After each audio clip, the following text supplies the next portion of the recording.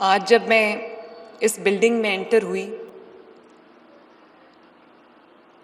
تو میرا دل فرتے جذبات سے اللہ تعالیٰ کے شکر سے سرشار ہو گیا. مجھے یقین نہیں آ رہا تھا کہ یہ وہ جگہ ہے جہاں صرف ایک سال پہلے ایک کھلا میدان تھا اور ہم نے اس جگہ کو سلیکٹ کیا پاکستان کے پہلے حکومت کا سینٹر فار آٹزم. تو آج ایک سال کے اندر اتنا state of the art international standards global standards کے مطابق مجھے لگتا ہے کہ یہ صرف پاکستان کا پہلا نہیں ہے، شاید پوری دنیا میں اس طرح کی فیسلٹی شاید اویلیبل نہ ہو انڈر ون روف.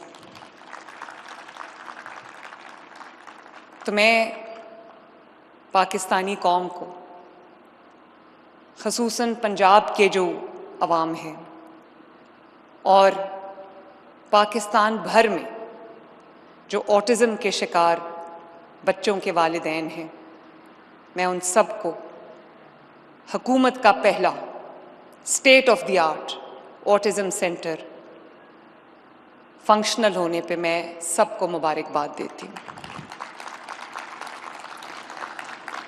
اور اس خدمت کے لیے، اس کار خیر کے لیے میں ثانیہ عاشق آپ کو، جس طرح سے آپ نے اسپیشل ایجوکیشن کا جو پورا ڈپارٹمنٹ ہے اس کو آپ نے لیڈ کیا، آپ نے جس طرح سے اس اسکول آف آٹزم میں آپ نے جتنا انٹرسٹ لیا. میں دیکھ رہی تھی آپ جب مجھے آج کلاس رومز وزٹ کرا رہی تھیں، تھیراپی رومز وزٹ کرا رہی تھیں، تو مجھے آپ کو بچوں کے نام آتے تھے، وہ بچے آپ کو دیکھ کے رسپونڈ کر رہے تھے.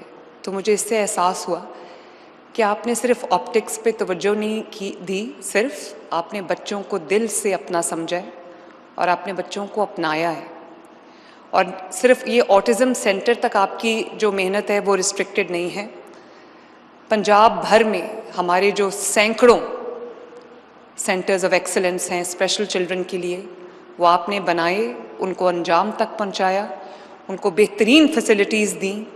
اور 30,000 بچوں کے جو اپنے سرجریز کے لیے ویٹ کر رہے تھے، چاہے وہ کاکلیئر امپلانٹس ہوں یا وہ کوئی بھی ہیئرنگ ایڈز ہوں، ڈیوائسز ہوں، کوئی زخم ہوا ہو وہ 30,000 بچوں کی جو آپ نے سرجریز کرائی ہیں اور ان کو ایک نارمل لائف کی طرف آپ لے کے آئی ہیں، آپ کو اللہ تعالیٰ کا بہت شکر ادا کرنا چاہیے. So very well done.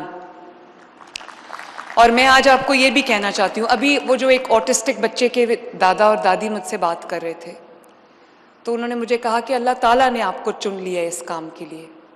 میں اللہ تعالیٰ کا جتنا شکر ادا کروں. آج اس کو دیکھ کے یہ ایک معجزے سے کم نہیں ہے، یہ بلڈنگ جو آپ کے سامنے کھڑی ہے اور اس کے اندر جو میں فیسلٹیز دیکھ کر آئی ہوں، یہ ایک معجزے سے کم نہیں ہے، یہ ایک مارول سے کم نہیں ہے دنیا میں. اور اس میں جس نے اپنا حصہ ڈالا ہے، چاہے وہ اس نے اپنی رسپانسبلٹی سمجھ کے ڈالا ہے یا اپنی جاب سمجھ کے ڈالا ہے، میں اس کو یہ بتانا چاہتی ہوں کہ اللہ تعالیٰ نے آپ سب کو اس کار خیر کے لیے چنا ہے اور پتہ نہیں اس کے بدلے اللہ تعالیٰ آپ کو کتنا نوازے گا. سہیب بھرت CNW کے جو منسٹر ہیں، میں ان کو، ان کے سیکرٹری سہیل اشرف کو، یہ میری سٹار ٹیم ہے ماشاءاللہ، میں ان کو شاباش دینا چاہتی ہوں. سینئر منسٹر، آپ نے قدم قدم پہ جس طرح نہ صرف میری معاونت کی، اس کو میرے اس خواب کو حقیقی شکل دینے، اور جس طرح آپ نے اس کے سارے جو چیلنجز تھے ان کو آئرن آؤٹ کیا، مجھے کہیں بھی کوئی پرابلم نہیں آئی، کوئی ہرڈل نہیں آئی. اللہ تعالیٰ آپ کو اس کی جزا دے. میں آپ کی بہت شکر گزار ہوں. اور اسی طرح جو جتنے بھی لوگ ہیں جنہوں نے اس کو اسکریچ سے لے کے یہاں تک پہنچانے میں مدد کی ہے، سمن جو آرکیٹیکٹ ہیں، رضا جعفری جو NCA سے ہیں، فہد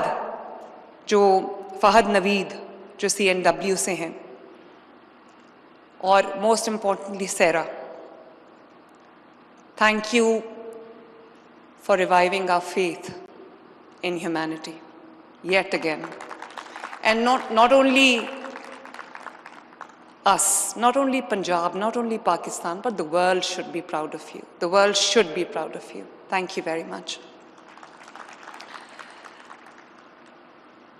خصوصی بچے جو کہ خاص بچے ہوتے ہیں، بہت ہی خاص بچے ہوتے ہیں، میرے لیے بہت خاص ہیں، میرے دل کے بہت قریب ہیں.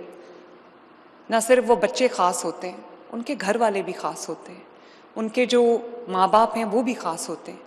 کیونکہ آپ کو ایک نارمل بچے کے پیرنٹس کو یہ اندازہ ہی نہیں ہوتا کہ جو اسپیشل چلڈرن کے ماں باپ ہیں ان کی کس قسم کی چیلنجز ہیں ان کی زندگی میں، ان کے کس قسم کے مسائل ہیں ان کی زندگی میں، اور وہ ڈیلی بیسس پہ کس طرح ان مسائل سے نمٹتے ہیں، کس طرح